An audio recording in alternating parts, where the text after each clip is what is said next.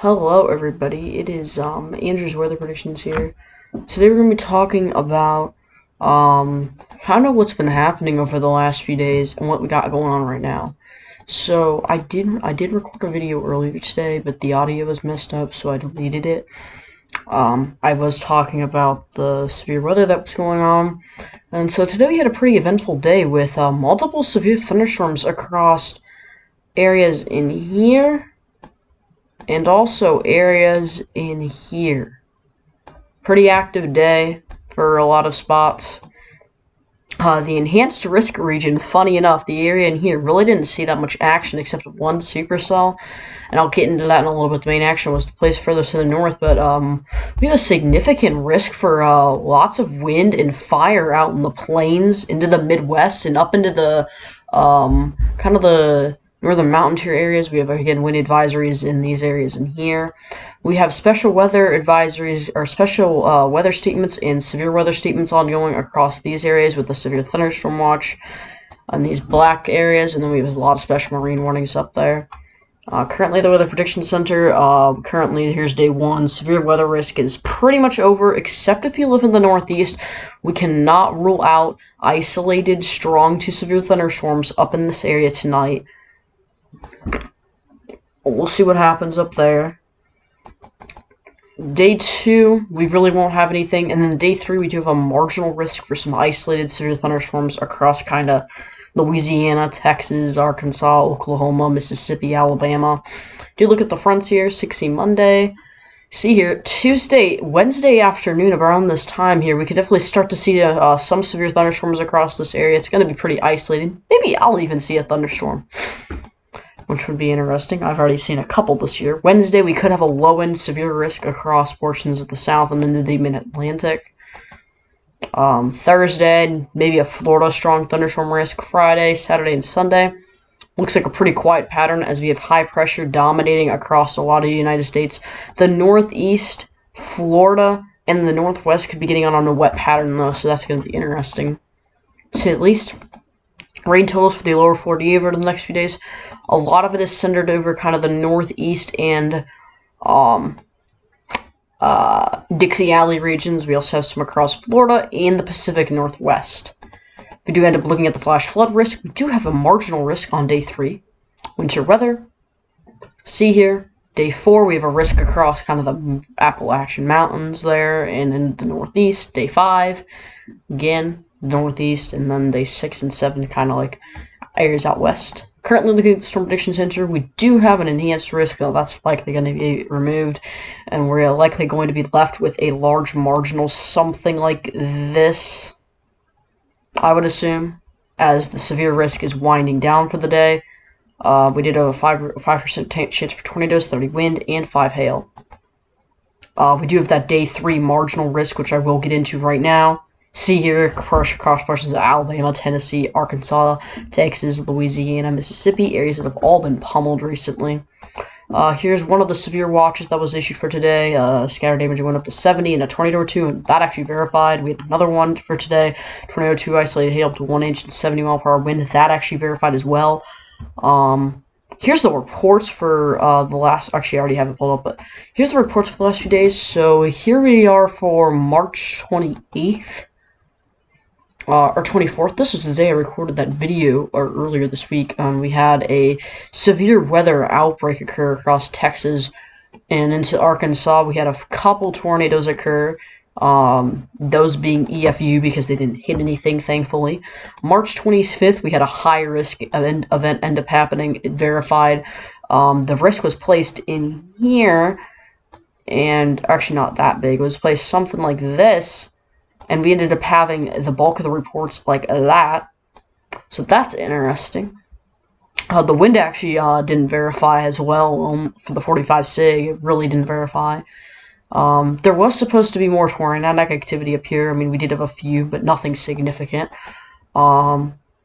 We had, 39 tornadoes, and I will get into that in a second here. If you do end up looking at the watches, pretty historic watch ended up occurring. A 95-95 watch ended up occurring with wording like numerous tornadoes and several intense tornadoes expected, and yeah, that ended up verifying. I'll get into the tornado strengths and stuff in a second. Here's the 26th. We had a EF1, high-end EF1 tornado occur up into the northeast in Vermont, which is extremely rare this time of the year. The 27th, we ended up having a tornado outbreak yesterday occur across Tennessee, Arkansas, Mississippi, portions of Alabama, Texas, Louisiana. There was a potential tornado in Alabama overnight as well. And then today we have had a severe weather outbreak occur. We have had multiple wind reports across this area, and it was expected to be more across this area where the enhanced is, but it was further north, so Short Prediction Center misplaced their enhanced risk, but overall the risk verified. We had scattered severe weather across this area with more widespread and persistent severe weather across Pennsylvania, New Jersey, Delaware, Maryland, Virginia. Now, for the tornado outbreak here, here's what the high risk looked like. This is at 12Z or 1630Z. Currently, we have had 27 plus confirmed tornadoes. Let me update that. We had an EF4 in Noonan and then 85 mile per hour straight line wind gusts. So we have had 3 EFUs, 6 EF0s, 8 EF1s, 8 EF2s, 1 EF3, and an EF4. 2 EFUs occurred with March 24th, and then we started to see a pretty significant outbreak unfold with a tornado that tracked over an hour across portions of Alabama that ended up being a tornado emergency. 5 people ended up being injured. Tragically, we had a large... Okay, so this tornado right here, this was the most intense tornado of the day. It likely did produce upper end EF3 to EF4 damage across portions of Hale counties and portions of Greensboro, Centerville area. That actually has not been surveyed yet. There was multiple tornado emergencies with this storm. It tracked 80 miles and was on the ground for over an hour and a half. This ended up being over a mile wide. We also had a tornado that tragically killed 5 people, and that one was on the ground for 30 minutes. Tragically killed 5 people in Calhoun County, Alabama. Later that night, we had a tornado. We had a long-lived supercell produce this EF2. It produced another EF2, and it also produced this EF4 that went right through the city of Noonan, Georgia. That EF4 ended up being over a mile wide, and it ended up tracking 40 miles. Ended up killing a person, sadly, as well. Then we had that EF1. Then we had 2 this event right here, we haven't had all the confirmed tornadoes in, but we've had 2 strong ones so far. This one, which has been yet to survey, which I do expect it to be an EF3 or so. And we had a couple weaker tornadoes. One in Illinois as well. Let's look at the GFS here. Kind of gonna be going over some stuff here with it. We have all the 12Z runs loaded from the models, and actually before I get going a little bit here, if you have not already, go follow my Twitter at Central Illinois Weather here. I'm nearing 1,000 followers, which is crazy. It's been going nuts recently. Here are my analytics. 1.2 million impressions, a lot of profile visits, mentions, and 355 followers in the last month. So that is absolutely crazy. Yeah, and then currently on GR2 here, we really don't have much happening, and we do have a weakened squall line kind of approaching these areas with spectral marine warnings in numerous spots. Here's a look at the GFS, though. We're just gonna go out and play this along here. We could see some thunderstorms here later this week, and severe ones and stronger ones Tuesday night into Wednesday. Won't be surprised to see a marginal risk out of this if we do stop it at frame 78 and switch over to the NAM model. Let's switch it over to the NAM here. 18Z NAM, we end up seeing scattered thunderstorm development. We have dew points lifted all the way up into the 60s, so I do think a broad marginal will be issued on day 3 for like this area, maybe a bit further off to the north and east. Main threats with this are probably going to be a brief tornado damaging wind gusts and large hail. We see a large swath of high instability across the area. If you do look a little bit further back, you see a widespread area. Storm relative velocity is actually sort of high in this area. If we do end up looking at the composite, one of the composite, you can see here, EHI, it looks like we do have a bit of higher of a threat in kind of South Carolina, Northeast Georgia. If we do end up taking soundings here right there, take a look at what we got here. So this is actually pretty favorable for some tornadic activity. You have a pretty large hopograph there, 300 SRH, a low LCL height. We do have not very much varying in the lower levels, so this will create more of a linear storm mode or multicellular storm mode. We do have a lot of 3 cape though, and we do have D capes to support damaging winds and high lapse rates to support hail. So overall, this could be a tornado producing sounding for sure. Looking at the lower level jet energy, you can see here, looks like your main tornado risk is going to be right along the leading edge of it, so pretty rich right in here. That's where you can expect a couple tornadoes with this setup. It's pretty low end, but you still can see some tornadic activity possible. As you can see, the main low pressure is going to be up into Canada there. You have a lot of jet stream energy up here, but there's not going to be enough moisture for that to support. We have some sort of low pressure out here. Didn't mean to take a box setting. But yeah, the main low pressure system is going to be kind of up in here, further to the north, really not doing too much. We have dominating high over here. We have a weakened low pressure up here, like I said, and then we have these showers and thunderstorms kind of up there. Kind of interesting setup here. Let's go back to the GFS and switch it over there. GFS doesn't really show much at all, low pressure-wise, or pressure-wise in general, so this is a little too far out. Looks like Thursday we're going to see some isolated strong thunderstorms across portions of Florida as that low pressure kind of reaches out there. You can see here some isolated thunderstorms do occur on Friday and Saturday, and then your Easter Sunday, it looks pretty nice for most people unless you live in the Pacific Northwest or like the coastal regions of the United States, like in here. You could be a bit soggy and wet on Easter, but overall, it's going to be pretty nice on Easter, so enjoy. Let me just stop it at a frame 1. I believe that's like 68 or something, 168 here. Let's just look, 177 here. Let's take a look at your temperatures in the middle of the afternoon. Yeah, Easter is going to be extremely nice, and we can even hit 90 degrees across portions of the plains on Easter. Woo! 70s in Illinois. Pretty nice overall, except if you live, like I said, the Pacific Northwest, and then Florida, you could get on some thunderstorms as well. When the northern plains are warmer than Florida, like, jeez. 18Z, it's hot too, but it gets real hot at 21 and 0Z up there. Let's take a look at your convective energy, see what we got up there. I just want to see for boosts and giggles what we have. Yeah, that's enough to spoil some thunderstorms. If this low pressure can spark off a little bit of precip, I won't be surprised to see a severe thunderstorm, but it looks like it's going to be capped off. And as you do go on to Monday here, we do get a little bit of precip along that warm front there, and then we start to see maybe some thunderstorms across like the far northern portion of that warm front there. Yep. So it looks like we're going to see that low be like right in here, and you're going to have a dry line kind of extending down, and then we could have some isolated strong to severe storms along the warm front there.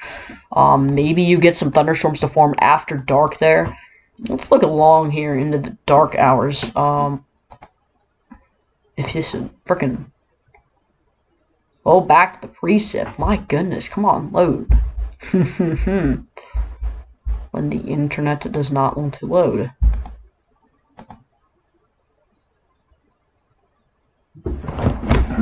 Will you load, internet?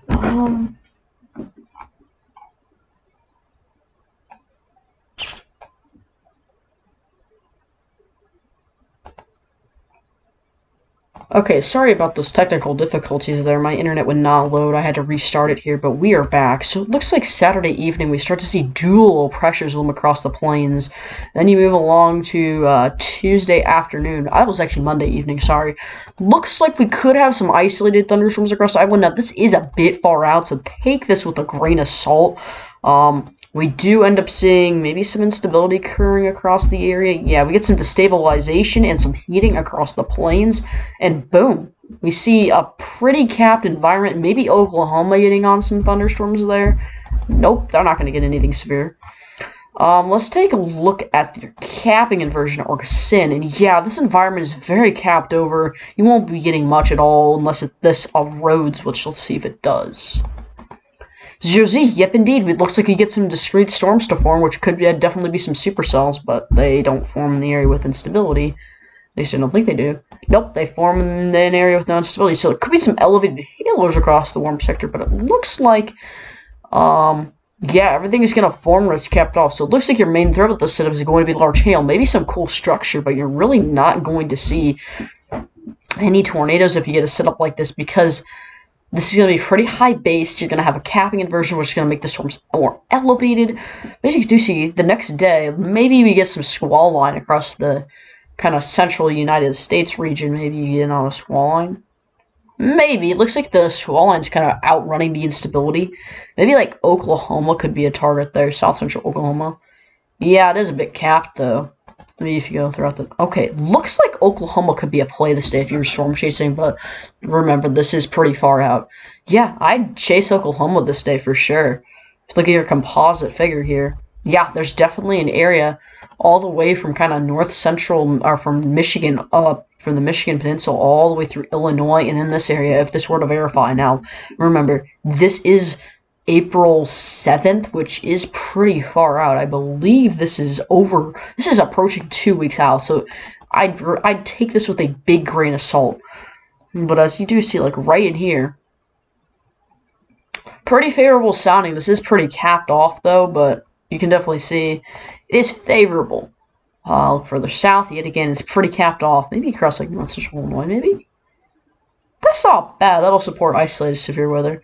Let's look into the next day, just to see what happens, and this is a very favorable look for severe weather for me in April, kind of a classic severe weather setup for me in April. Let's see here. Yeah, lots of cape, lots of instability. I would really like if this happened. Now, I would be in school this day, which would suck, but could see a couple targets here, one in the Midwest and one up in the Southern Plains if this were to verify. Very favorable look for me to get severe weather this time of the year. Kind of checking this area. Whew. Honestly, that would support tornadic activity. Small Hodo. 3 cape is rather garbage. I don't know why I'm going to advance into soundings though, because this is kind of far out, but I'm just saying this is favorable for tornadic activity. What about kind of along the surface low there? Looks like you're not going to have much shear there, but you're going to have a lot of instability, so hail moment. What about like my area? Yet again, hail. Juicy line. Yeah, it's it's starting to outrun the instability, so that sucks for the line. No instability for you, unless it's like riding the warm front, which could happen. Okay, that's a bit of a tornado threat there. Let's look into the next day, just to see what happens here. Looks like the system really starts to eject and bomb out, probably brings a large area of severe weather across this area if this were to verify, but remember, as always, take this with a grain of salt. Yeah, widespread area of instability. Well, let's see here, next day. Looks like that system pushes out. Looks like another system forms. Well, per the GFS. Ooh, planes? Question mark? Yeah, looks like the planes get in on it again. The planes again. Yeah, GFS is wanting to show some pretty interesting stuff for April, not gonna lie. Looks like another system forms. Let me just look at this trough, see what it's doing. Oh, there's literally nothing. Yeah, that's gonna be a pretty poopy event. You're not gonna have any wind shear to work with at all. Just be like an event that you get like pop-up thunderstorms in the southeast. A moment. Okay. Let's look at the Euro now though, and take a step back from the goofiness and just go serious for a little bit here. Let's just look to see what the Euro shows for your Easter Sunday. This would be right around the time of the afternoon hours. So the Euro wants a relatively quiet Easter with some isolated showers across the northwest and potentially some snow. Looks like some isolated showers across this area and then like the Florida Keys and portions of Texas and Mexico. We have a few areas with widely sparse showers. See if you have moisture. Looks like, yeah, you get some moisture starting to pull up. Widespread areas in the United States of 50 degrees. Or widespread areas in the United States of at least 60 degrees, unless you live along Lake Michigan. And as you can see here, Lake Michigan again, with Lake Michigan at this point is still in the 30s, so you're going to get like 50 temperatures around it. And anywhere like anywhere by the lakes here, you're going to be pretty chilly, to be honest. If there's any warm weather, like Chicago's going to be sitting in the 50s while I'm over here in the upper 60s. But yeah, areas of the plains could be getting pretty hot on Easter. And then Easter Monday, looks like you're going to get a low pressure to form with sparsely scattered thunderstorms along with it. Maybe a severe one. Let's check the dew points just to make sure. Yeah, there definitely could be severe weather with those if this solution were to play out. Yeah, that would be some severe weather producing warm front supercells actually, looking at the Euro, what's outputting here. Yeah, this is actually a classic northwest flow day across the Midwest. If this were to play out, I will cherry pick a sounding in the high sensitivity just to see what the Euro wants to put out there. So it looks relatively capped, but we definitely could have a chance here. If this were to verify, I would expect some hail out of these storms and a tornado threat if that cap would be able to break. Yeah, this is a classic northwest tornadic day across the Midwest, and actually it looks like the cap kind of breaks off a little bit. Oh yeah, looks like the cap starts to break and you get 2,000 instability. Man, oh man, would I love a Northwest day. Man, oh man, would I love a Northwest flow day. I'm just cherry picking soundings because I want to right now. Okay, let's stop cherry picking. So it looks like this. It looks like the Euro wants to just put constant thunderstorms over like portions of northern Illinois into dragged across this area, and this would actually prevent a flooding scenario. I do end up looking at the total rainfall of the past. Yeah, this literally is this is the definition of flooding. 2 inches, 3 inches, still, sheesh. Let's see here, still showing stability. Probably just capped. Yep, capped still. Nice job, Euro. Let's see here. So maybe some stronger storms for the for this area, but I definitely would expect to see some strong thunderstorms that look like that. I'm just gonna take a sounding over my house because why not, or over my general area. Oh, that's a little bit. That's like a hail sounding. So overall, if this were to happen, I would expect some stronger thunderstorms along that kind of warm front region. Okay, this is. Oh, I was gonna say this is a favorable look until those dew points came up. Ew. I mean, if I do take a sounding up here, it's probably gonna be favorable. Nope, it's just hail. Literally just hail. I mean, lower level kinematics are kind of favorable. No, they're really not. Never mind. Looks like that would be the day before the day with like some large hail potential.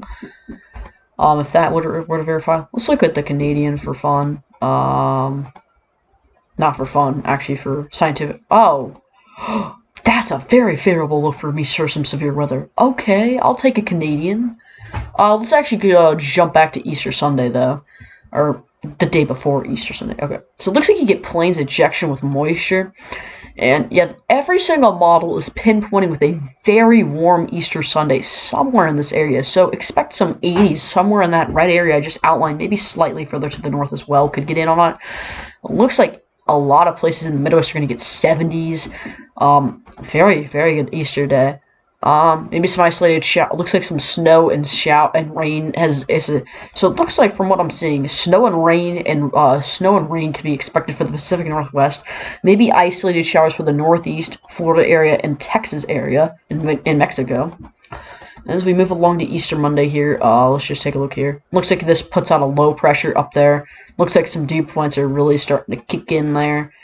The day before, we start to see this another low pressure form. It starts to bomb out. We actually end up getting some instability getting pushed up with it.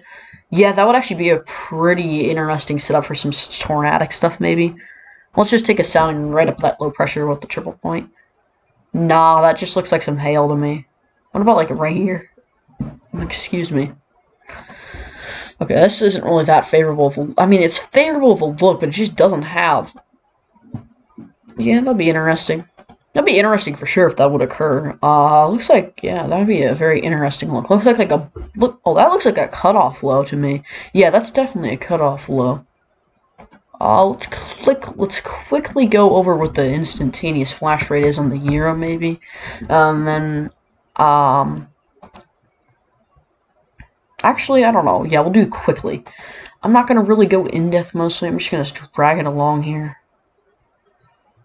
Looks like some thunderstorms here, thunderstorms there. And that's the 18Z run. What about the 12Z? Oh, it starts lighting up that warm front, man. Yeah, those are probably severe thunderstorms. And then it shows stuff at the end of the run. Let's look at the GEFS briefly, and then we're going to stop for today. I probably will have an update tomorrow, as I am on spring break, so I probably will have that out pretty quickly. Let's just loop this mean supersonic composite here. So it looks like we do get some later next week. Then we get some in early April with that system I was talking about.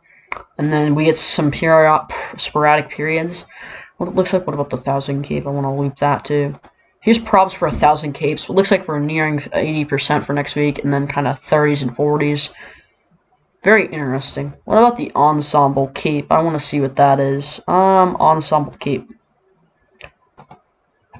So it looks like most ensembles are showing 50 to 100, and then they're showing a ton for the Midwest there. Interesting. But that will do it for this one. Thank you for watching. Be sure to stay weather aware and stay safe over the next, well, actually, yeah, over the next few weeks here. As we might be getting into the peak, not peak, but we might be getting into the storm season for kind of the plains in the Midwest. I'll see you in the next one.